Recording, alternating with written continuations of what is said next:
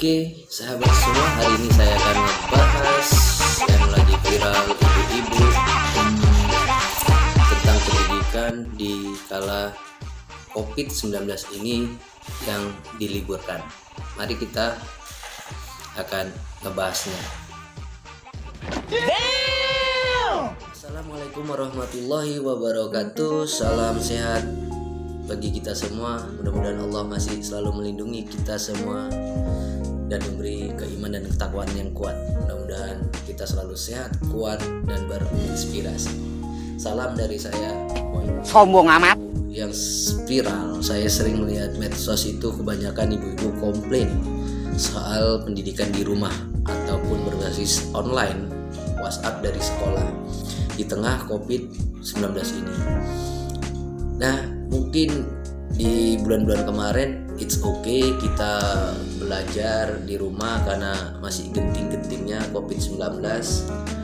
Dan nah, yang anehnya ini lagi, setelah COVID-19 ini sudah mulai new normal, tapi akan terus berlanjut belajar online. Apalagi sekarang yang sudah new normal, semua kegiatan sudah mulai bertahap normal, sekolah masih libur, diperpanjang.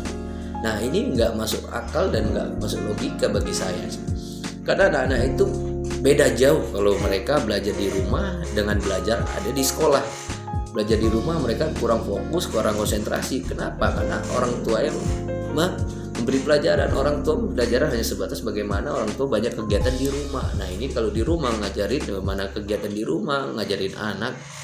Nah, itu akan berdampak yang begitu lumayan kurang efektif.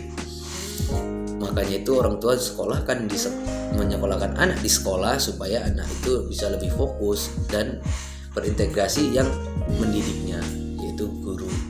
Nah, di sini saya agak rada aneh kenapa sekolah itu diperpanjang dan berbasis online itu juga mungkin diperpanjang.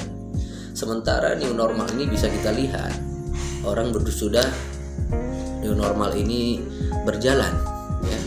Semua melakukan kegiatan sudah berjalan, mall sudah buka, pasar sudah buka, di jalan juga sudah mulai ramai, tempat hibur-hiburan, rekreasi sudah buka. Nah, kenapa anak sekolah malah diperpanjang? Nah, saya juga bingung melihat pendidikan yang di era tahun baru-baru ini gitu. Banyak sekali kalau menurut saya nih, mohon maaf kalau salah. Menurut saya pembodohan dalam pendidikan itu semakin lama teknologi semakin maju, tapi anak-anak bukan semakin pandai, tapi semakin macam ada suatu pembodohan. Kenapa? Karena berbasis online tidak begitu efektif kalau menurut saya.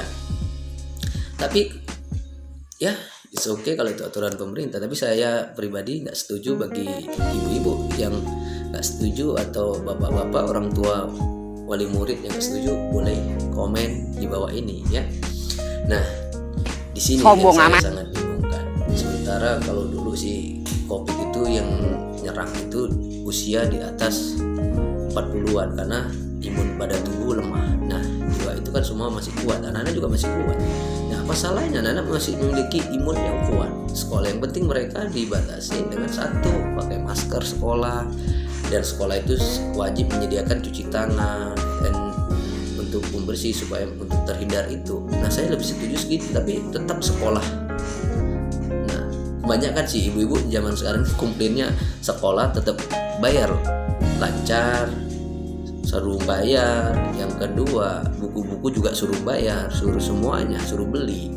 Dan yang ketiga lagi, kalau tidak membayar uang sekolah maka anak tidak ikut ujian dan tidak akan dinaikkan kelas ataupun tidak dapat rapot.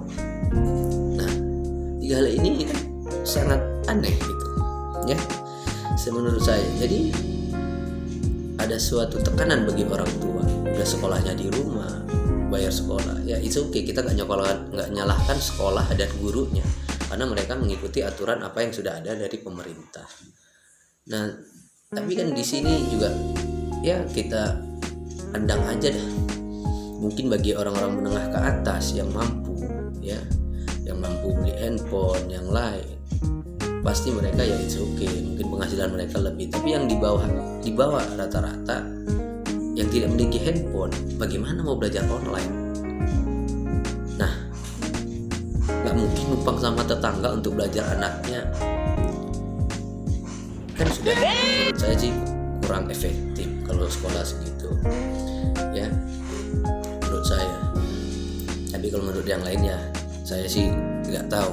Lebih baik pemerintah coba dah difikirkan anak sekolah, kita nyalakan anak supaya pintar, supaya pandai, supaya ada guru yang mendidik, yang berintegrasi, yang jelas mereka pendidikannya, cita-cita mereka jadi guru, dan kuliahnya mereka jadi guru, mereka udah jelas berintegrasi, mereka udah jelas seorang guru yang berpendidikan, ilmunya lebih.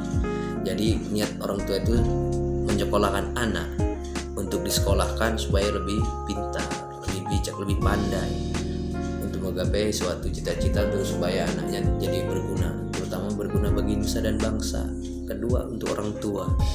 Nah, saya mohon untuk pemerintah, tolonglah sekolah itu diadakan lagi di sekolah, tapi dengan ketentuan-ketentuan. Sekolah harus memfasilitasi,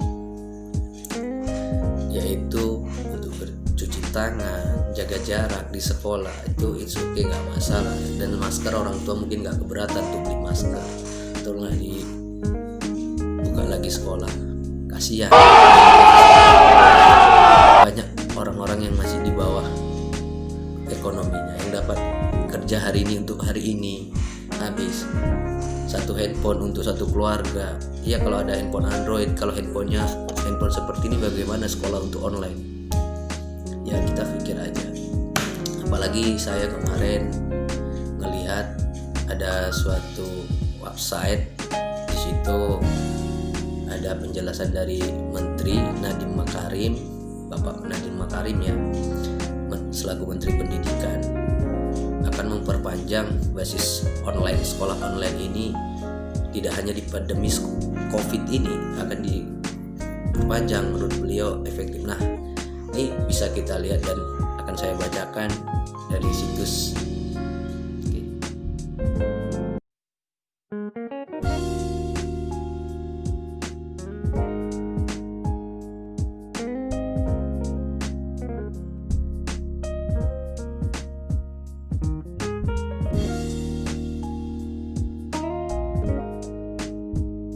Nah, itulah tadi dari keterangan Menteri Pendidikan dari Bapak Nadiem Makarim. Ya, saya sih kurang setuju, karena di Indonesia itu sangat luas. Ya, kalau memang kita mau berbasis online, ekonomi dulu masyarakatnya dibangun. Masih banyak yang di bawah, menengah ke bawah. Ya nggak mungkin mereka memaksakan diri. Memang pasti orang tua pasti akan memaksakan diri untuk bagaimana anaknya supaya pintar, tapi kan tidak mesti seperti itu. Mungkin it's okay mereka bayar sekolah, ya nggak masalah karena demi, tapi harus menambah biaya, paket lagi, internet, belum lagi beli handphone Android lagi, ya itu membutuhkan biaya pasti gitu. Jadi saya sih kurang setuju. Untuk pemerintah, mohonlah diperhatikan untuk masyarakatnya, terutama di pendidikan. Justru itu tuh ribut jancok. Apalagi saya jujur ya sedih lihat pendidikan yang sekarang ini. Beda kalau pendidikan di zaman saya dulu ya. Saya dulu namanya LKS sih masih sedikit ngejumpai. Saya dulu banyak buku-buku tebal, yaitu buku seperti bahasa Indonesia, buku matematika, itu bisa turun menurun dari abang, kakak sampai ke saya.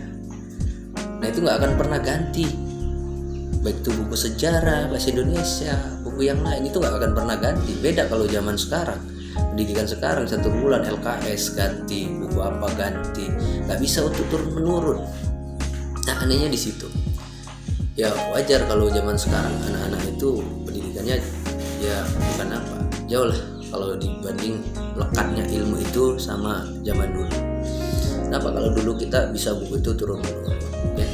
Apalagi saya juga salah satunya yang sebagai warga negara Indonesia, saya sangat sedih, yaitu satu, sejarah Indonesia itu udah hilang di setiap sekolah. Saya bilang bisa hilang. Kenapa? Zaman sekarang anak sekolah itu sejarah sangat minim apa? Masih banyak anak sekolah, para pahlawan, pejuang-pejuang yang mempertahankan Indonesia, memerdekakan Indonesia, mereka saja sudah tidak bisa mengenal. So, kalau nggak percaya, kita akan survei suatu saat nanti anak-anak sekolah mulai dari SD, SMP. Kita tunjukin saja foto para pahlawan, suruh sebut namanya nggak akan kenal. Paling mereka yang kenal ya Bung Karno, Bung Hatta, itu pasti kenal karena setiap sekolah pasti ada. Tapi masih banyak pahlawan-pahlawan, pejuang Indonesia yang mereka tidak kenal. Itu saya situ sedih. Itu yang pertama, mereka tidak mengenal para pahlawannya, dan itu hampir hilang di setiap sekolah. Saya sedih kalau melihat itu. Yang kedua, sedihnya apa? Anak sekolah zaman sekarang itu lagu-lagu yang diciptakan para pejuang, ya banyak yang tidak mengetahui. Mungkin mereka hanya tahu lagu Indonesia Raya, ya masih banyak lagu-lagu itu mereka juga tidak mengetahui.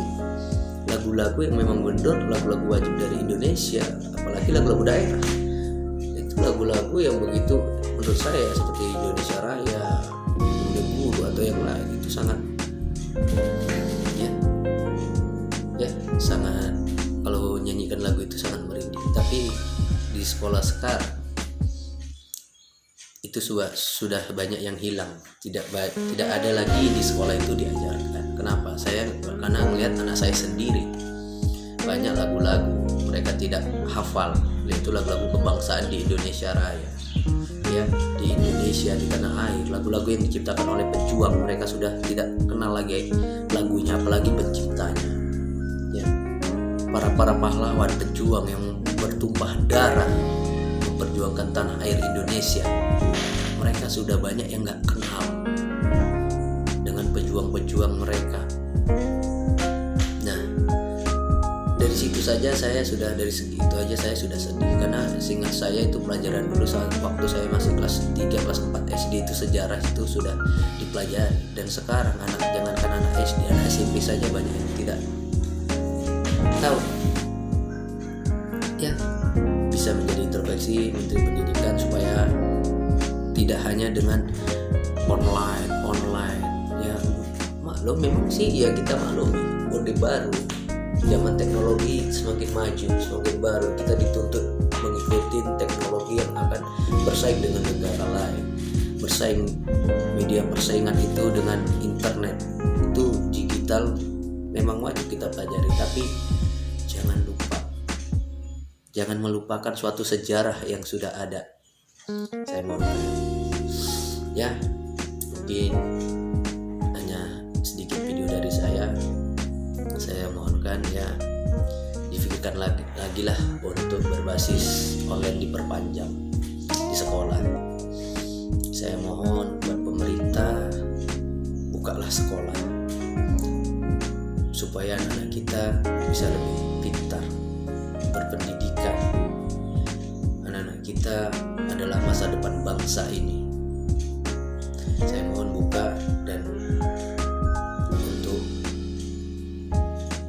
sekolah memfasilitasi semuanya. Ya, saya mudah-mudahan namanya COVID tidak ada. Kalau kita seperti langsung tahu-tahuan seperti itu, semakin lama kita menyakit, karena penyakit itu ada pada diri kita. Semakin takut kita dengan penyakit, maka penyakit itu akan datang. Tapi kalau kita berani dengan penyakit itu, maka penyakit itu akan hilang. Ya, oke. Terima kasih. Salam dari saya. Kalau yang suka dengan channel saya Boy Malam, jangan lupa like, subscribe, bunyikan notifikasinya, dan jangan lupa komennya di sini di bawah, komen supaya bisa menjadi inspirasi bagi kita. Oke, saya Boy Malam channel. Ucapan terima kasih. Assalamualaikum warahmatullahi wabarakatuh.